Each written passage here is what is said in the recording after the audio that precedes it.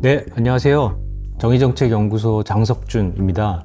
지난번에 이어서 혁신재창당위원회 사회비전소위원회에서 당원 토론을 부탁드리면서 발제문을 준비했는데 4가지 발제문을 말씀을 드리는데요. 그 중에 두 번째 발제문으로 민주주의라는 주제를 다룬 발제문을 준비를 했는데 그 내용을 요약해서 말씀을 드리고자 합니다. 제목은 이제 민주주의라고 되어 있는데요. 우리가 흔히 이제 정치라고 이야기하는 여러 가지 주제들을 좀 포괄을 하고 있고요. 앞부분에는 한국 사회뿐만 아니라 지금 전 세계적으로 민주주의의 위기, 정치의 위기라고 하고 실은 그게 한국 정치 상황하고도 사실 이렇게 분리되어 있지 않습니다.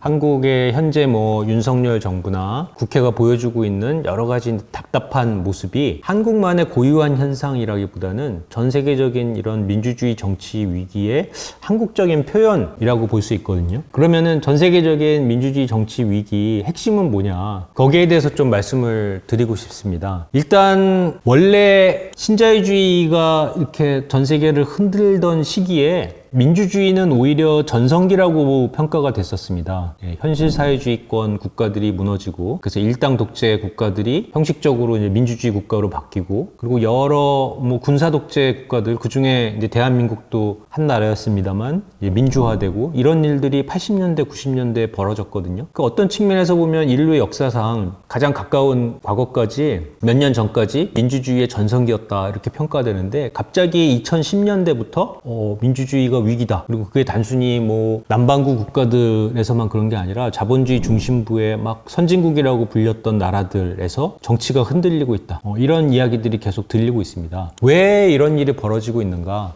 아무래도 그거는 이 민주주의의 전성기라고 평가됐던 시점이 경제적으로는 신자유주의 시기랑 겹쳐 있었다는 게 가장 중요한 원인일 것 같습니다. 왜냐면은 이 신자유주의 시기에 어느 나라에서나 정치를 주도하는 주류 정당들, 그게 좌파든 우파든 이런 정당들이 80년대 이후에 들어서면은 예외 없이 신자유주의 정책이 수렴되게 됩니다. 심지어는 사회민주주의 정당들도 제3의 길이라는 이름으로 경제정책의 주요한 내용들은 대부분 신자유주의를 받아들이죠. 그 상황에서 2008년 글로벌 금융위기가 벌어졌거든요. 그래서 글로벌 금융위기 때문에 삶이 힘들어진 많은 시민들 입장에서 봤을 때는 뭔가 대안을 선택하고 싶은데 보니까 이제까지 선택하는 데 익숙했던 주요 정당들이 전부 차별점이 없는 거죠. 다 2008년 금융위기의 공범처럼 보이는 겁니다. 이렇게 되니까 정치에 대한 불신이 커지고요. 그리고 도널드 트럼프 같이 기존 정치권을 다 싸잡아서 비난하는 사람들이 오히려 인기를 얻게 되는 거죠. 정리를 하자면은 신자유주의 시기에 뭔가 신자유주의와 구별되는 대안을 이야기하는 주요 정치 세력이 눈에 보이지 않고 그런 과정에서 모두가 신자유주의 정책으로 수렴된 상황에서 2008년 금융위기가 닥치면서 정치의 위기가 시작됐다. 그것도 자본주의 중심부에서부터. 이렇게 정리를 할 수 있을 것 같습니다.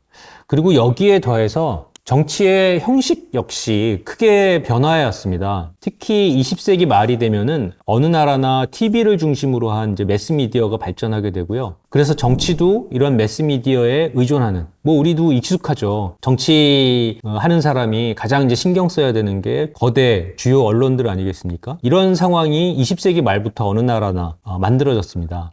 그런 과정에서 특히 좀 많은 변화를 겪은 게 좌파 진보 정당들입니다. 우리도 역사책이나 교과서에서 익숙하게 봐왔듯이 서구의 사회민주주의 정당들은 항상 노동조합에 기반을 두고 성장을 해왔죠. 그리고 그 점이 그런 정당들의 어떤 특장점으로서 스스로도 평가하고 많은 사람들이 그렇게 평가를 했습니다. 그런데 이게 20세기 말에 미디어 정치 중심의 환경이 되니까 오히려 짐처럼 여겨지게 됩니다. 뭔가 세련된 언론에 적응하는 것과 전통적인 그런 조직된 대중의 지지를 받는 것이 뭔가 상반되는 것 같고 그래서 많은 정당들이 새로운 언론 환경에 적응하기 위해서 오히려 전통적인 조직적 대중의 지지 이런 것들을 부차화하거나 아니면은 포기하게 되죠. 대표적으로 영국의 노동당이나 미국의 민주당 같은 정당들이 20세기 말 21세기 초에 그런 변화들을 많이 겪어왔습니다. 그런 과정에서 기존에는 진보정당을 지지하는 노동조합을 통해 정치권에 좀 더 직접적이고 적극적으로 목소리를 낼 수 있었던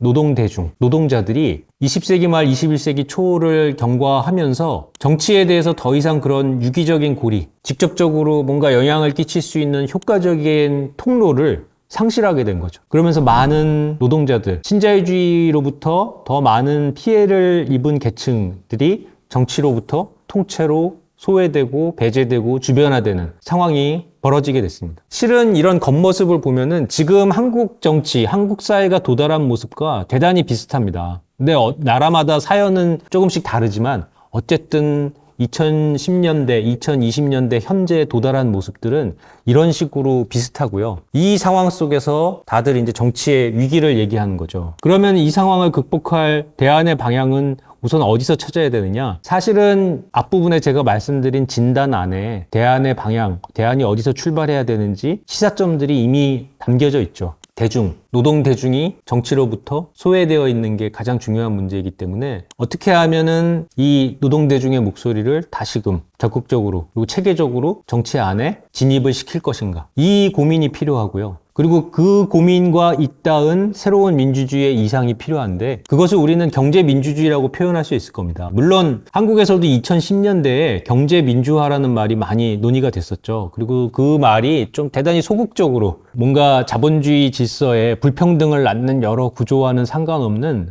그런 사소한 문제들을 해결하는 차원에서 이야기된 측면이 있습니다. 그런데 원래의 경제민주주의라는 거는요, 실은 역사적인 사회주의의 이상과 원칙 이런 것들이랑 굉장히 직결된 내용이었죠. 자본주의에서 민주주의라는 게 좁은 의미의 정치 영역에만 갇혀 있었는데 그게 아니라 경제 영역, 산업 영역에까지 민주주의가 확산돼야 된다. 사실은 이게 경제민주주의라는 말의 가장 근본적이고 적극적인 의미일 겁니다. 그리고 이거야말로 지금 신자유주의, 경제, 정치 모두 위기인 상황에서 우리에게 절실히 필요한 대안의 방향이라고 생각합니다. 가령 신자유주의의 미시적인 기초, 가장 아랫부분에 있는 기초가 뭐냐 하면은 각 기업마다 주주, 자본을 소유한 사람들, 이 사람들의 목소리가 기업을 좌우하게 된 흔히 주주자본주의라고 얘기하는 이것이 신자유주의의 토대라고 많은 분들이 얘기하거든요. 그러면 반대의 대안은 뭐냐? 경제민주주의, 산업민주주의의 방향에서는 기업을 실질적으로 움직이고 있는 노동자, 그리고 그 기업에 직접적인 영향을 받고 있는 소비자나 지역사회, 이런 대중, 시민이라고 표현될 수 있는 사람들이 커다란 기업의 결정에 직접 참여하고 영향을 끼쳐야 된다. 이런 방향으로 나아가야만 신자유주의 극복의 방향일 것이고요. 그리고 이런 방향으로 민주주의가 확대되는 것을 많은 시민들이 체감할 때 드디어 정치에 대한 불신, 환멸 이런 것들이 극복되어 나가면서 마치 복지국가 전성기에 그랬던 것처럼 정치를 통해 경제적인 불평등을 해결해 나가는 이런 국면이 열릴 것입니다. 이 점에서 민주주의의 대안의 핵심은 경제민주주의, 산업민주주의의 방향이다. 이렇게 정리하고 싶습니다.